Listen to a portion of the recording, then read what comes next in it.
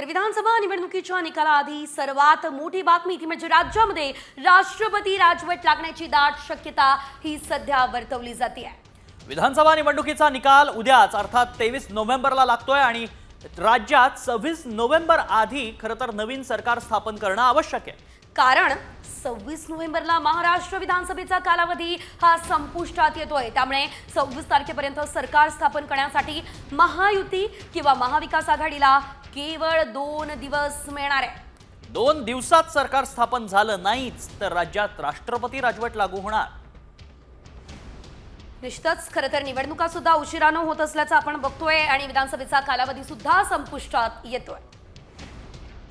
कुठल्याही आघाडीला तर मग ते सगळ्यात जो मोठा पक्ष असेल विधानसभेमध्ये ज्याला सर्वात जास्त जागा आलेल्या असतील तर त्याला ते बोलवतील सरकार स्थापनेसाठी। तो जर करू शकला नाही तर त्याच्यानंतरचा संख्याबळानुसार जो कोणी पक्ष असेल त्याला बोलवतील। ते जर करू शकले नाही तर मग मात्र राज्यपाल सगळ्या ॲव्हेन्यूज शक्यता पडताळून पाहतील आणि असं राज्यपालांना वाटलं माननीय राज्यपालांना की बाबा कुठलाच पक्ष सरकार स्थापन करू शकत नाही तर मग त्यांच्यापुढे एकच पर्याय असतो, तो राष्ट्रपती राजवटीचा पर्याय असतो आणि ते मग केंद्राला माननीय राष्ट्रपतीला राष्ट्रपती राजवट लावा असं सांगतील आणि त्या दरम्यान मग ते प्रत्येक पक्ष काय अलायन्स करून आघाड्या करून सरकार स्थापनेचं होऊ शकतं का या संदर्भात प्रयत्न करतील आणि काहीच झालं नाही शेवटी तर राष्ट्रपती राजवटीची मुदत जी असती आधी 6 महिने नंतर परत 6 महिने 1 वर्षानंतर मात्र निवडणुका घेण्याशिवाय आपल्याकडे पर्याय नाही असं एकंदर घटनात्मक प्रक्रिया आहे।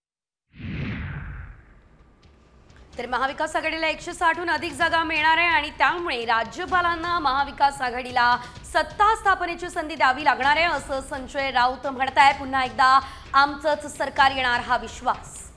अगदी मविया 26 नोव्हेंबरच्या आधीच सरकार स्थापन करेल असा विश्वासही संजय राऊतांनी व्यक्त केलाय। पक्क मत आहे आणि विश्वास आहे आम्ही 160 जागा जिंकत आहोत।